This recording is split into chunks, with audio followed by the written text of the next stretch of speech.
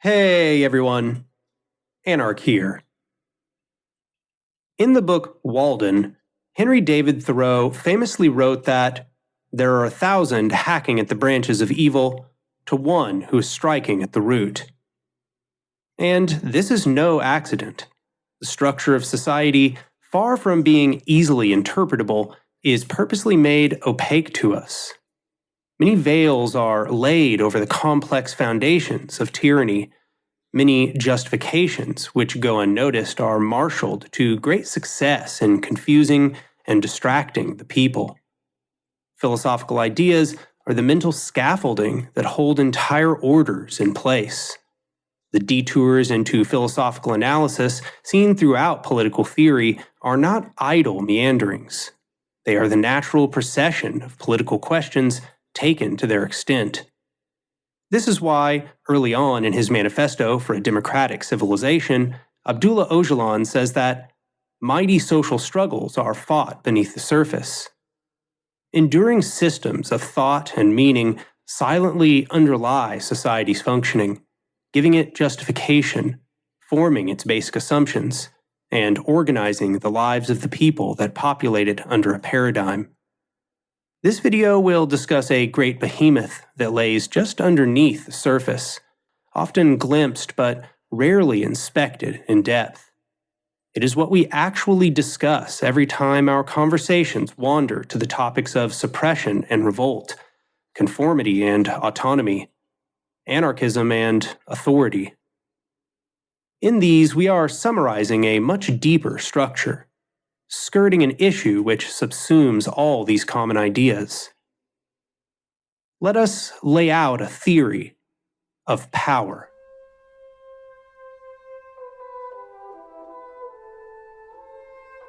Every power is animated by the wish to be the only power.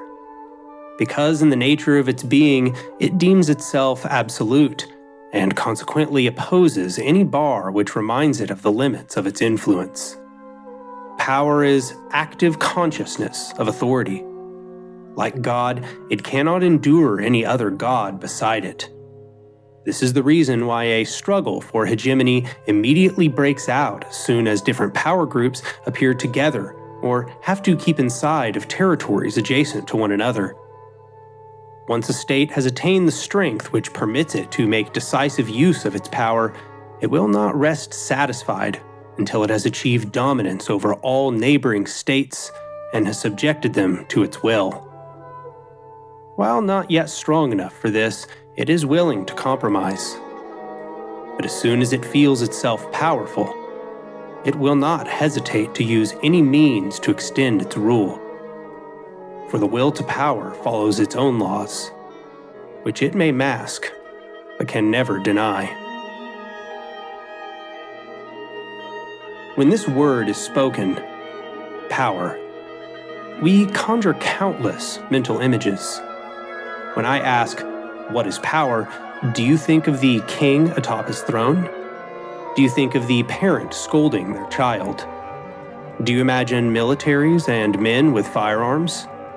Mythical beings struggling against their foes? If we are to have a discussion about power, it is contingent upon us to define what is meant by the word. Many scholars tend to use a definition of power that takes for granted its function as a tool for social coercion. Rocker can be seen using a definition of this sort in the quote from just a few moments ago. Similarly, the definition used by Bichler and Nitzan, who will be discussed later in this video, is that power is confidence in obedience. But I ask that you loosen this constraint as we continue, as we will discern these terms more closely in the coming video. If this terminology does not serve you, understand that the statements in a great many works referencing power can be understood interchangeably with what we say in this video about hierarchical power, or authoritarian power. In the theory of power I will set out in this video, power is defined as the ability to successfully enact one's will. With this definition in mind, there are many types of power because there are many ways of bringing one's will into existence. To which end is one's will inclined? Through which methods might they achieve that end? These are the questions that must be answered in this framework. And to do so, it will be necessary that we come to understand power in a more fundamental fashion, its modes and its ends, its desires and limitations. So, what does it mean to be powerful, then, in this framework? Well, clearly, it's not a universal matter. Power is contextual in its means and ends. Take, for example, the prisoner who becomes very strong lifting weights. Though their strength may serve them well within the prison, such a physical might will never allow them to escape their captivity, to burst down the walls and evade being recaptured. It will never allow them to find a life as a farmer, or attend Cornell University, or eat caviar upon a great yacht, or publish a great work of philosophy. Power is contingent upon means and ends. The prisoner is imbued with a powerful means in achieving the end of lifting some great weight or of pummeling some other imprisoned threat, but that is a narrow power by comparison to the great potentiality that lies in existence. A being is not powerful simply because of one particular strength. They are powerful to the degree that, when they will something to take place, it is materialized in the faithful image of their intention. Inversely, then, their power is lacking insofar as what they will to take place mismatches intention. Therefore, when we say someone is powerful, we mean that they can reify a broad-ranging, generalized will, one in which the vast majority of onlookers can recognize their own goals as achievable.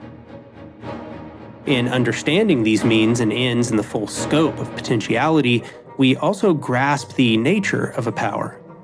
Some powers have limited ends, but very potent means, while others have a very broad range of achievable ends and very constrained means. A being is most powerful when they have the most effective means and the most diversified possible ends. That is to say, a person is most powerful when they simultaneously achieve whatever they will and can will the widest array of possible things. This is why, in this framework, we split with the terminology of these scholars. This definition allows us to understand power on a continuum, not constrained to the social sphere alone, but also containing the ability to understand how power functions within both human and non-human populations. For example, while it is absolutely true that the ability to create mass submission of human minds has been the primary method by which the rulers have historically become powerful, in this framework, one of the earliest methods by which humans gained power was actually in the domestication of plants and non-human animals. Through these relations, humans were able to achieve a greater embodiment of their will, and with less exertion. However, this power was contingent on humanity's ability to recognize ecological bounds. To derive power within this system, humanity had to respect its environment and pay close attention to the accumulated evolutionary wisdom within the biome around them. The power granted and attention to this ecological wisdom allowed the species to achieve harmony within their environment, luxury enough to learn and play, said simply, to actualize their desires. And although this paradigm comprises the vast majority of human existence, it would not last. In time, a great beast arose in the form of organized, centralized power. This structure, this ideological and material engine, which was formed in the early monarchies, is the earliest example of what Mumford calls the social megamachine. And as he says, from the beginning, the weight of the megamachine itself was the chief burden of civilization. Not merely did it turn daily work into a grievous penalty, but it diminished the cycle rewards that compensate the hunters, farmers and herdsmen for their sometimes exhausting labors. Never was this burden heavier than at the beginning, when the greatest public activity in Egypt was mainly directed to supporting the claim of the pharaoh to divinity and immortality. When there are those who wish to have their will enacted more fully, to have lives of even greater luxury and command, and given that the only means available to achieve such ends is the labor of human bodies, it then becomes only a question for the ruler of how they might subvert the wills of those humans to meet their chosen ends. Humans are extraordinary organisms, able in their utmost adaptability to be set to either creative or machine-like tasks. This is why it has been overall more advantageous to the rulers to bridle us than it has been to bridle the oxen. Indeed, as they have demonstrated, better still is to bridle both. The power of the king relies on the fact that as he commands, other beings act. A word commands armies, a word changes laws, a word pardons the man on the gallows. It has been said before that power is the ability to make others do as they would not otherwise do.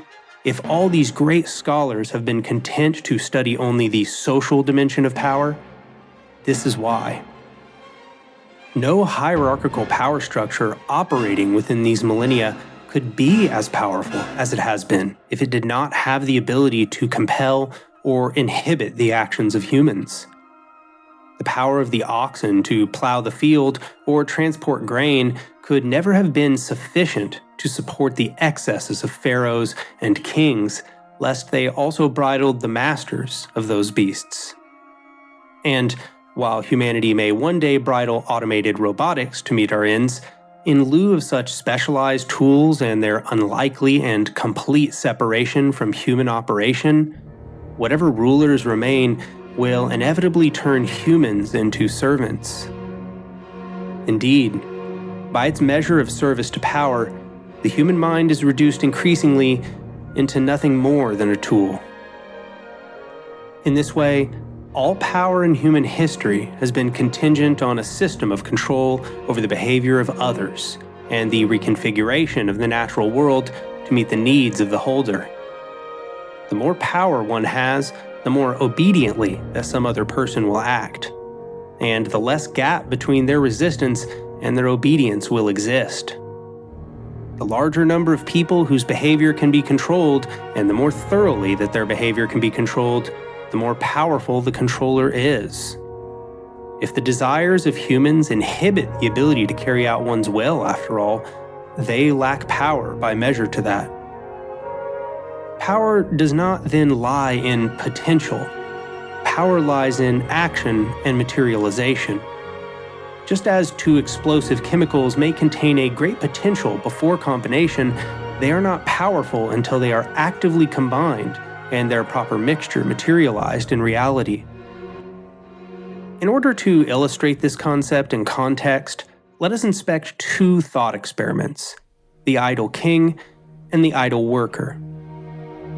In the occasion of the idle king, we can imagine the drunken layabout, a son of some previous king perhaps, who has no desire to fill the role of the ruler. And yet, if this king desired, at a whim they could have their opponents executed, could have any person contorted to meet their demands, have any will submitted to their own. Is this king not powerful, even if he chooses for a lifetime not to enact such machinations? They are powerful because the structures are in place that actively reduce the gap between the willed desire of the king and the fully realized outcome of that will. Whether the king acts upon them or not, the structures to reify his will are ready and waiting. By contrast, let us conceive of the idle worker. The idle worker, whether they choose to act in the interests of their will or not, whether they summon the desire to command or whether they toil for the duration of their life, short of building an actual structure of dual power, it makes no difference. Atomized, they must put in extraordinary effort and sacrifice to enact their will. Conceived in isolation from a broader cooperative structure, the individual has to accumulate terroristic knowledge to enforce their will. This is because structures are not in place to reduce the gap between their will and their desired outcomes, and thus they must resort to crude and ineffective means. In this way, we can see that the idle masses start at a competitive disadvantage from those in positions of privilege and authority. What I was laying out in the video Constructing the Revolution was a method to make the masses powerful. To organize prefigurative structures is to develop a method that reduces the gap between the will of the masses and outcomes. This is, in fact, a necessary precondition to revolutionary change. There are some, however, who claim that this state of affairs is authoritarian, and such an infantile claim would be unworthy of addressing were it not the sober-minded conclusion of some important theorists in the last century, most notably that of Friedrich Engels in his essay On Authority. So let's untangle this old confusion. In this argument, it's said that to make the masses powerful is to create a new authority, because they necessarily demand that the previous ruling class submit itself to the rule of the masses. But authority is not just one group holding power over another. If that were the case, we would be forced to conclude that the slave who strikes down their master is only seeking to, quote-unquote, become a new authority. The exact opposite is, of course, the truth. Authority is the demand that there be a narrow grip on the reins, and that is precisely what the slave seeks to end when he abolishes his debt of servitude. The power is more authoritarian to the degree that it monopolizes power for fewer and fewer people. To undergo a revolution of the masses is precisely to abolish such a hierarchical power and to revolt against suppression. Thus, revolution is to abolish authoritarian power. It is the elimination of narrow monopoly and the distribution of power to the masses. This is not to say, of course, that we should not trust in the knowledge of experts, for example. Such an implied authority extends no further than the recognition that the expert's knowledge is genuinely beyond our own. Whatever rewards or marks of academic honor have been bestowed upon them are not what imbue them with the right to be respected. Also, such a respect does not suggest a desire to perpetuate a monopoly on that expertise. Quite the opposite. The anarchist wishes to create a society in which expertise is distributed freely and fairly instead of gate-kept in the ivory tower. So, instead of saying that the masses seeking to liberate themselves from a systemic slavery are seeking to become a new authority, it's more accurate to say that the masses organized together and holding now the strength to emancipate themselves are a new kind of power structure. Power structures are social and material relations which vest beings within them with power above and beyond their individual means. For this reason, a horizontal confederation of councils is a power structure. An affinity group is a power structure. Even an anarchy would likely contain some sort of power structure. Each of these arrangements, after all, vest individuals within them with power beyond their simple individual wills. But they seek to achieve such an affair with flat, decentralized, diffused power structures relying on social compact, agreement, and communal enforcement. So, while it's not the case that the anarchist rejects all power in this framework, they do firmly reject hierarchical, centralized, or authoritarian power. It must be said, however, that using this conception, power cannot ever really be destroyed. After all, persuasion is power, science is power, consensus is communal power. Even the usage of tools, as we've said, is power. In absence of a complete extinction of the species, human power can only ever be redistributed or diminished. But that's precisely the motivation of building a power structure which is held together by the people and diffused among them. Concentrated power is akin to a sort of cancer, having arisen inside its host from the malfunction of a necessary system. And, like cancer, whether benign or malignant, it is a tumor which must be destroyed or cut out from the body. Absolute power, predicated on the absolute contortion of other human beings, must be dissolved, and systems of resistance to its reemergence must be robustly developed. But in order for us to succeed at that task, we must know its modes and behaviors. So, let's now discuss the mechanics of this great cancer.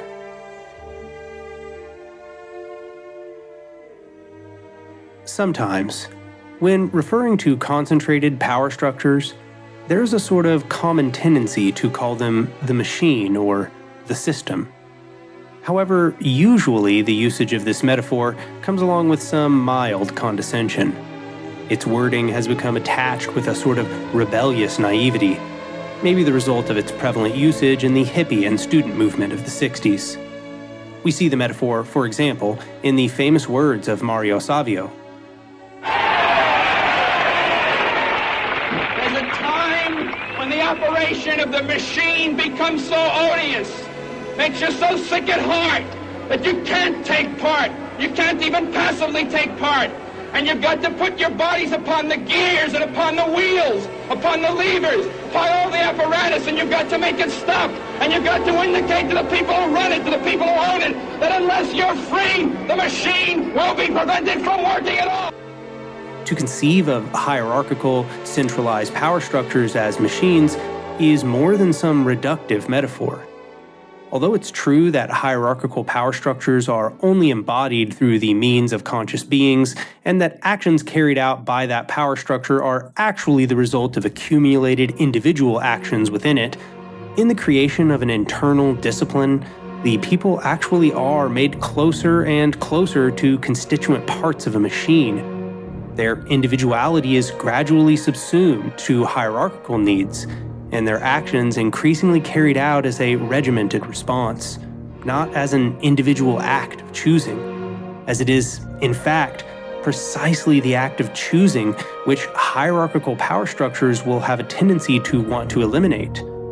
Individual choice means unpredictability, and unpredictability is antithetical to a reliable mechanization. Lewis Mumford, an American scholar in the middle of the 20th century, wrote a book on this very subject called The Myth of the Machine. In it, he says, "To call these collective entities machines is no idle play on words. If a machine be defined as a combination of resistant parts, each specialized in function, operating under human control to utilize energy and to perform work, then the great labor machine was in every aspect a genuine machine.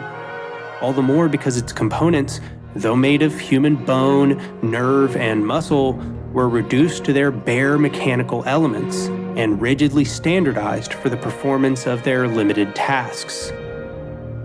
We do not mean to say, of course, that the power structure itself has consciousness, nor that those who are in control of the machine do not drive it to some significant degree, but instead that the machine is built toward an end, and insofar as it has successfully subverted the will of the majority of individuals within it and turned them into operational components, it will function as per the smooth dictates of that machine.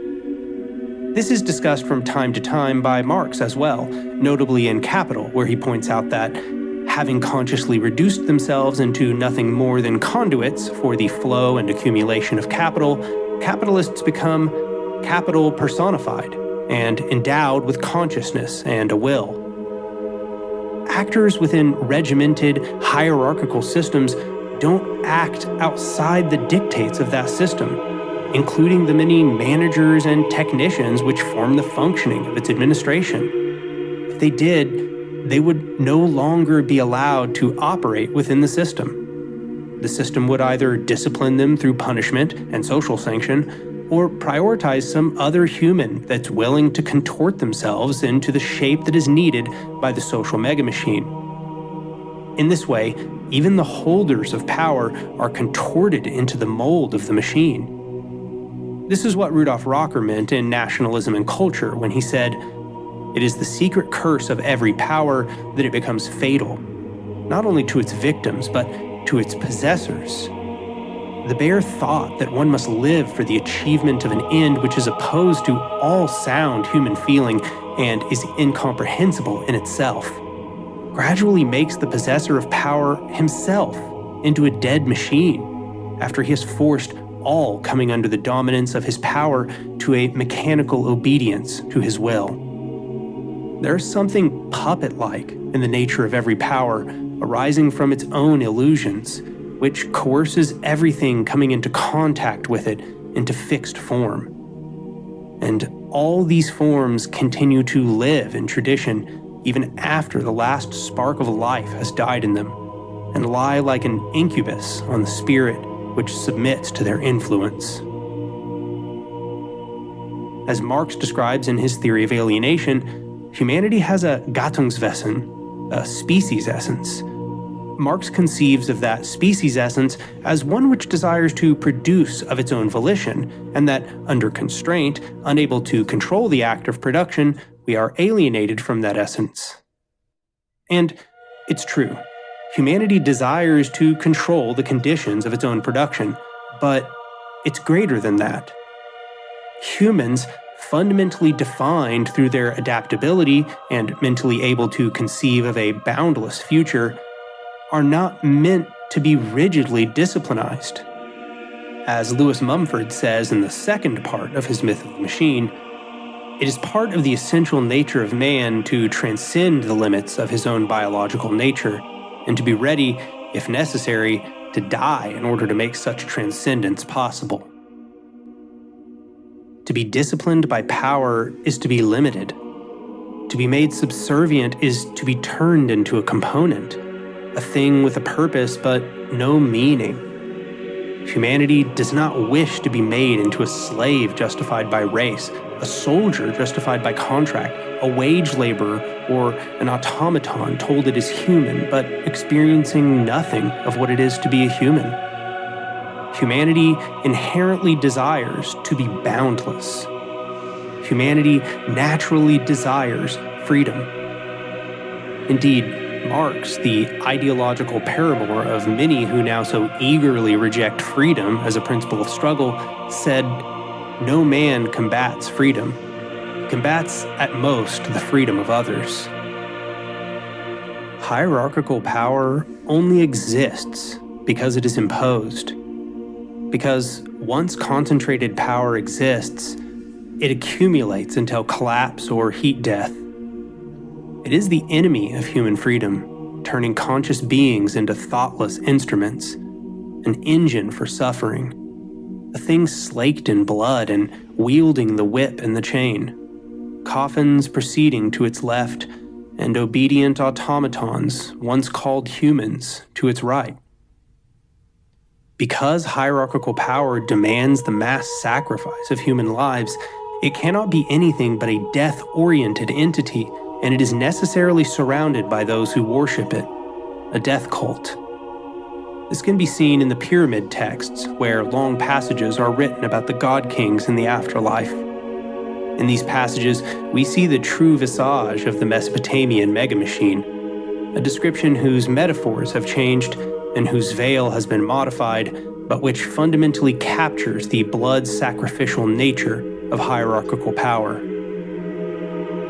He it is that eateth men, that liveth on gods, that possesseth the carriers and dispatcheth messages, the runner with all knives. He that strangleth them for him, he draweth out for him their entrails, he the messenger whom he sends death to. He it is that eateth their magic and swalloweth their lordliness. Their great ones are for his morning meal, their middle-sized ones for his evening meal, and their little ones for his night meal. He hath broken up the backbones and the spinal marrow. He hath taken away the hearts of the gods. He hath eaten the red crown. He hath swallowed the green one. He feedeth on the lungs of the wise ones. He is satisfied with living on hearts and their magic. That is the fundamental nature of the megamachine. A cannibal zealot, now veiled by a vast Skinner box, but its inbuilt purpose unchanged. This hierarchical apparatus is a parasite built to consume for eternity, fueled by human misery and abject slavery. So, what drives the death cult? Why do the masses contort themselves to its needs? Said otherwise, why do we not rebel?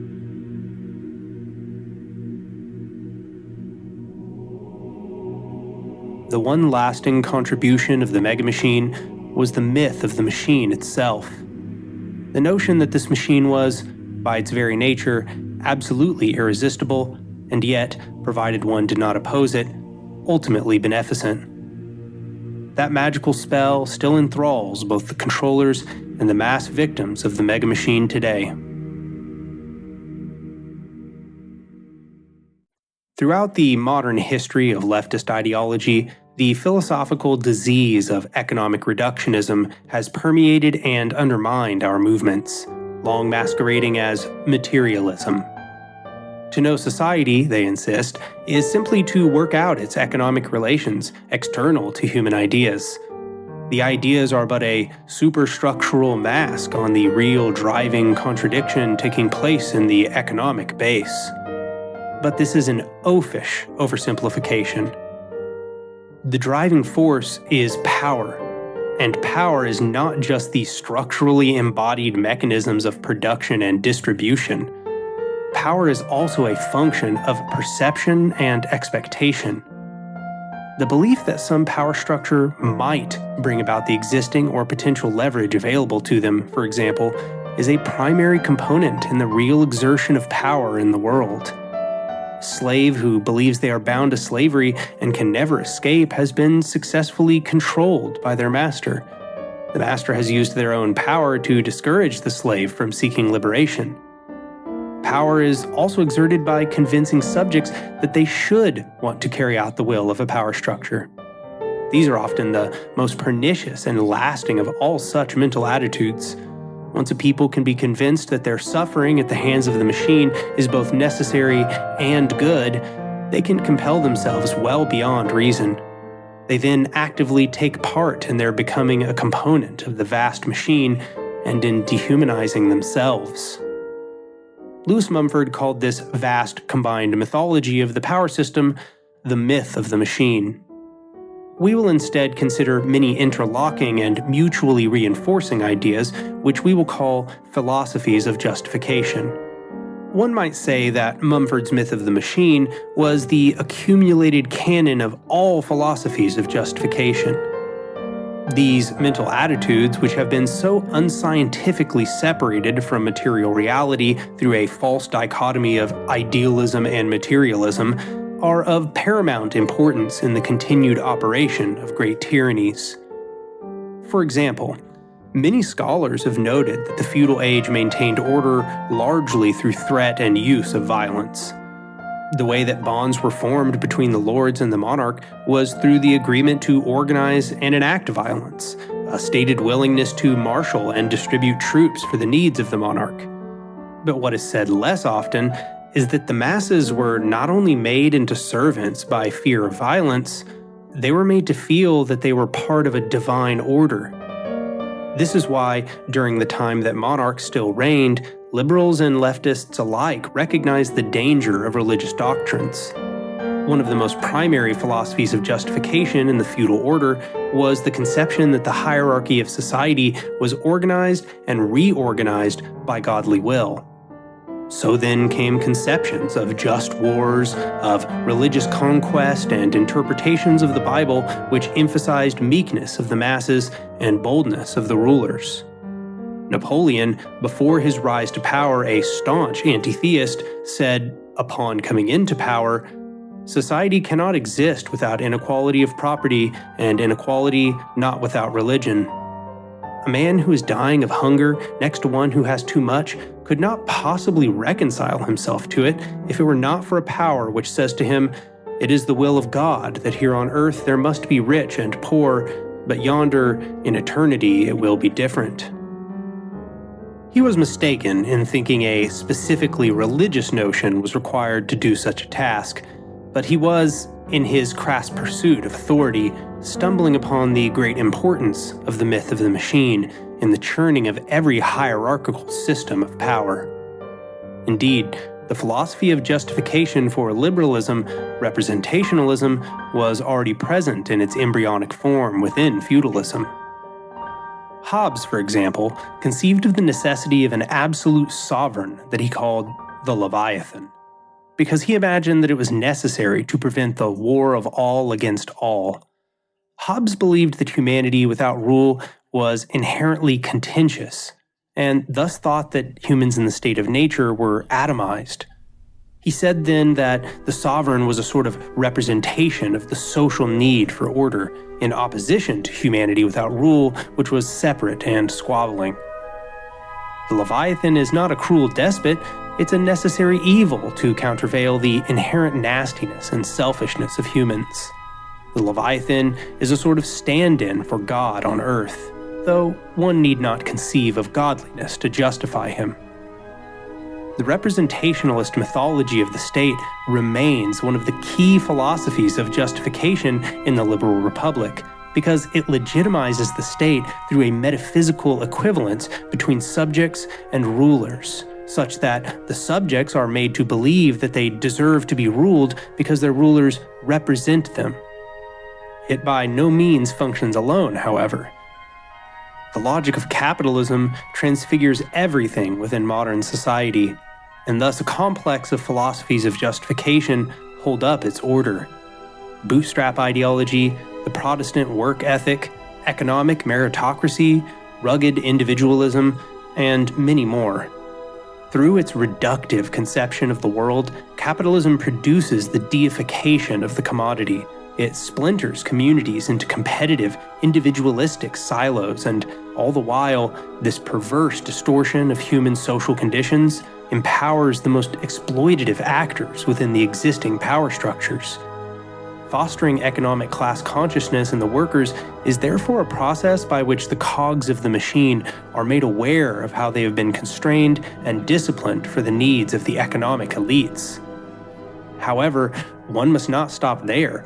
The hierarchy of economic class is a result of the holistic needs of the megamachine to systematize the lives of its human components and accumulate a more supreme and unassailable power, not of a narrow economic striving. Economics is merely one system in feedback, although an integral component in the great engine churning on the blood and sweat of the masses. In the United States, for example, white supremacy is a very central philosophy of justification, because by using the mental framework of racist ideology, power structures can exert coercion and manufacture obedience both in the duped white followers and oppressed non-white populations, by convincing the duped white followers to enforce the privilege they've been given, and by convincing the oppressed populations that their struggle is futile. Through the construct of whiteness, the white population is made to feel it is the default, the uncorrupted original copy, and that all diversity is a deviance therefrom. In this way, and many more, non-white lives are gradually worn down through mental degradation, and the further the pallor of their skin differs from the normalcy of whiteness, the more deviant they are considered. So too is patriarchy a fundamental component of the modern machine, reformed as it has been by generation after generation of hierarchical machines. Through this mythology, the man is made the superior of woman. He is associated with the features of the dominator and groomed to embody them.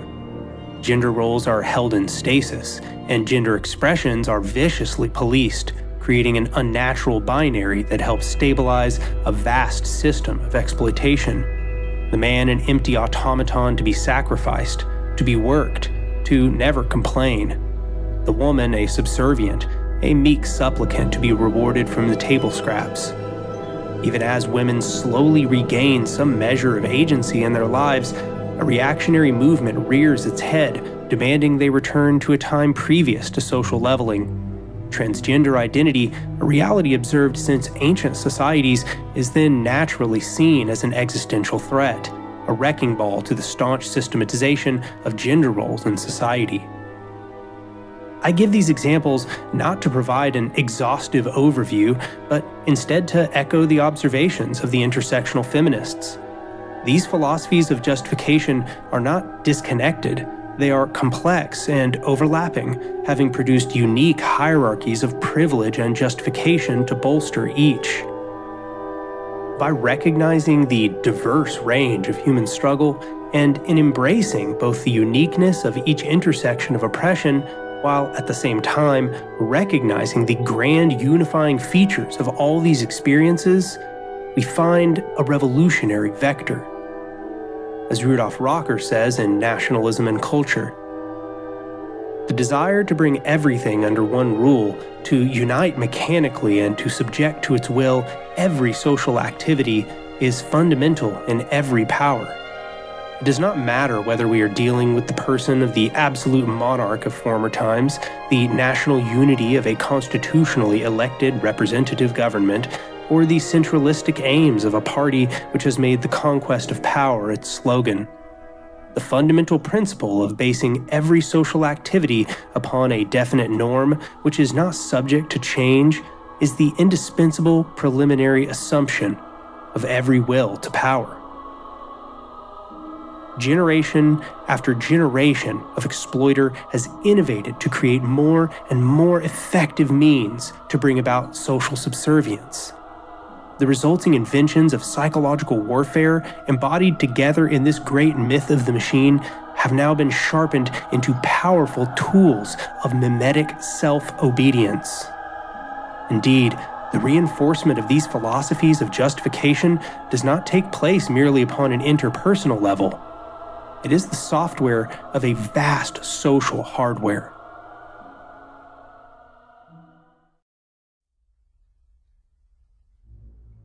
In their work, Capital as Power, Bichler and Nitzan present a concept they call Cree-order. This concept is the novel combination of the words creation and order. This is no contradiction. It is the recognition of a dynamic process of reinforcement and evolution taking place in all systems. Read holistically, it's a recognition that both the material forces of social power structures, along with their accordant philosophies of justification, attempt to bring the pieces of that greater society into static obedience to a systemic will.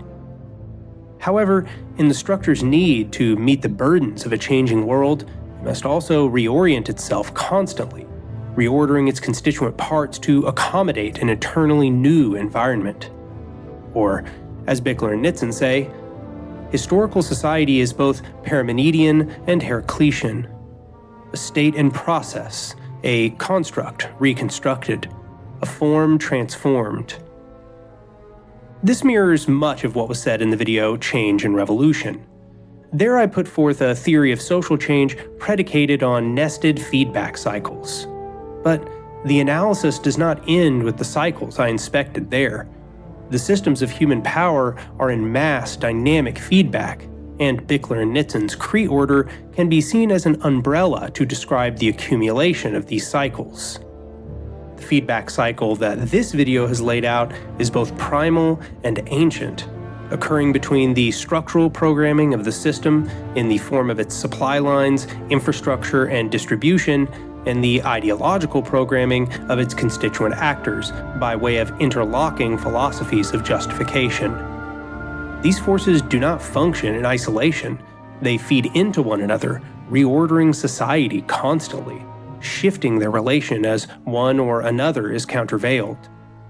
As Bichler and Nitzan say, power means the ability to impose order, and imposition presupposes resistance. Resistance from those on whom order is imposed, and from others who wish to impose their own. This ever-present tension between force and counterforce makes a power Cree-order inherently unstable. Slack on one side unleashes pressure from another. A greater force in one direction trumps over a weaker force in the other. And since to overcome resistance is to create a new order, the very presence of power spells a built-in pressure for change. Cree-ordering is an act of dynamic regimentation. The the social and economic world is turned into something which can be predicted because it's been transfigured into the form that power has preconceived. And in becoming something predictable, the capitalist comes to believe that their ideology is a science, when, in fact, they've cursed the constituents of society with a rigid uniformity which they then condescendingly observe as confirmation of their supremacy. Just as the slave master looked over the plantation fields and told himself he observed an eternal order. Bichler and Nitzan continue. To rule means to see the world from a singular viewpoint, to be locked into a unitary logic, to be subservient to your own architecture of power. Dominant capital cannot deviate from the boundaries of this architecture even if it wants to. Its individual members are forced to accept the very logic they impose on the rest of humanity, and the more effective they are in imposing that logic, the more predictable they themselves become. When the world fails to meet the predictions of the arrogant machine, the only options available to that machine are to rediscipline its components, to deny the reality of its disconfirmation, to reorganize itself into a new predictable system, or to convey a new philosophy of justification. What it cannot do is accept its frivolity. To do such a thing would be to undermine its foundational principle of accumulation.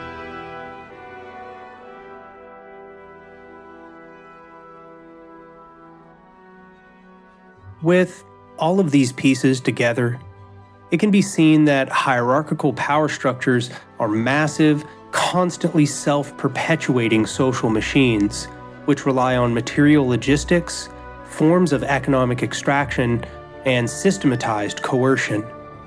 But each gear within them only turns if the human components are disciplined, standardized, and made inhuman by ideologies of justification.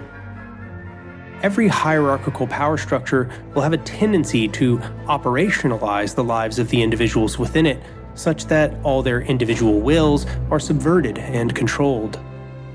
And to whose ends are the individuals' wills subverted? While it is true to answer the individuals in the highest seats of power, indeed, hierarchical systems are built with that express parasitical purpose, it is even more appropriate to say the logic of the machine. These machines are then built out in both a structural and ideological sense based upon the subjugation of human beings.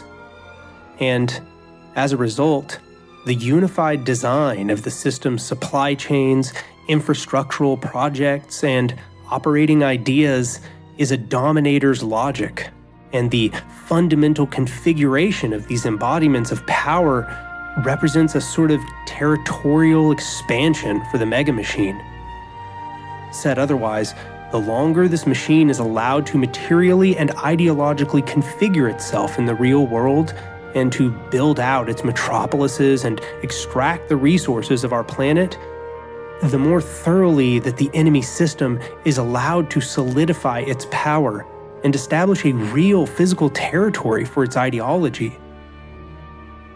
But if a hierarchical power structure is a machine, then we may inspect it through comparison with other machines. How do we take apart a non-human machine, for example? In the most absolute way, if one wishes to end the functioning of a machine forever, they must demolish it completely. However, the larger and more complex the machine, the more challenging such a pursuit will be. The current social megamachine is quite possibly the most intricate and embedded to have ever existed, composed of many parts, compartmentalized and competing in intricate ways, now dominating an entire planet.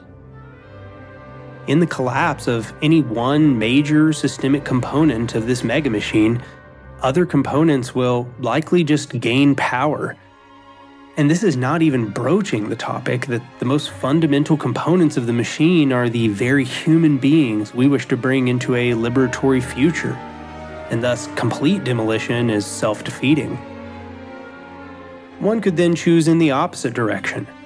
We can stop far short of complete destruction of a machine, after all, and still stop its functioning, The very word saboteur roots from labor history, in which workers would place their shoes, sabots, into the machines in order to jam them up and prevent them from working. Ideally, in a radical labor dispute, the parallel is that we would place the shoe within the machine long enough to extract our needs from its owner, and then, having left the machine largely intact, seize it from the owner and remove the sabot. But this does not stop the functioning of the machine itself.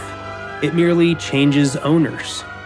In fact, this method is the one modeled by statist revolutions. Quite the contrary of their repeated desire to, quote-unquote, smash the bourgeois state completely. In practice, they carry out something much more like putting a shoe in the gears and then resuming the functioning of that machine under new ownership. The alternative is to begin building a new horizontal society in the here and now, so that if we can exact enough damage upon the existing social megamachine that it is stopped from functioning, we can completely replace those components of value which it once provided. In this way, the process of revolution is less like some linear procession of mechanically inevitable stages or a single moment of rupture, and more akin to a protracted war between systems. One system the hierarchical, imperial machine, and the other a horizontal, humane society in its belly. If such a horizontal replacement system is not prepared and social rupture approaches before it is built, the result will not likely be the revolution of the masses, but instead the crowning of a new despot. What we build now is thus a preparation for what may come later. And so, the revolutionary strategy informed by these perspectives is neither accelerationist nor gradualist. Such notions are too narrow. The revolution must move at the speed at which the masses build the prefigured horizontal systems that can replace the tyrannical system they are subjected to. If the masses build quickly, they should accelerate tensions with the system of power quickly as well. But if they build slowly, they should exert their energy carefully, because if they don't succeed in bringing the moment of rupture, they're likely to be crushed by a tyrannous response. And if they have nothing built, yet succeed in their complete abolition of the reigning power structure, they will likely only be doomed to fighting with reactionaries in the aftermath. A successful left in the modern era must necessarily approach the process of revolution with a lens that is equal parts strategist and technician, conceiving of territories and battlefronts, of supply networks and infrastructure. Where some strength is found in the megamachine, we must understand how to sabotage it when the time arises, and how we will prepare a horizontal response to its failure when that time comes. Crucially, in forming these responses, we must avoid reproducing the very forms of organization used by our enemies, as those are precisely the forms of the megamachine we wish to abolish.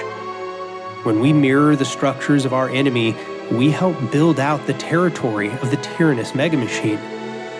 Thus, this new project will require that we seek a cooperative place for humanity within the ecosystem of Earth, not as a parasite, but as a symbiotic entity, both internally and externally. It will require that we reject the stale uniformity of authority so that we might rediscover a conception of humanity rife with meaning and beauty. We must build a thing which is teeming with life and dignity, capable of negating the power of the despot and preventing the cancer of hierarchical power from once again metastasizing. We must strike at the roots of the old paradigm and therefore create a new philosophy of justification much more complex than the cold, mechanical turning of economic wheels, instead based on a harmonious convergence of the needs of the multitudes. Such a revolutionary philosophy of justification can only be achieved by fully dismantling the mythology of the oppressors and building a new ecological counterbalance that will interrupt the cyclic reestablishment of power hierarchy and systemic privilege. We must only choose it. Or, as Lewis Mumford says in The Last Words of the Myth of the Machine, for those of us who have thrown off the myth of the machine, the next move is ours, for the gates of the technocratic prison will open automatically despite their rusty, ancient hinges as soon as we choose to walk out. Come now, and let us build this new future together. Everything that is good in this world depends on it.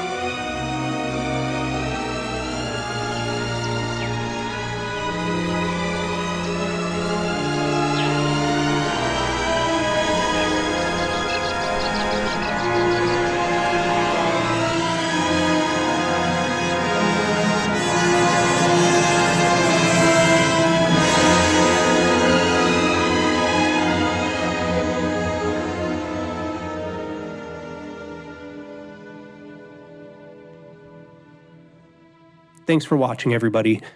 If you want to help spread the work I'm doing here, click the like button, subscribe to the channel, and leave a comment below. Also, if you want to help me devote full-time effort to making these videos, become a patron at the Patreon link below. Anyway, I'll see you next time.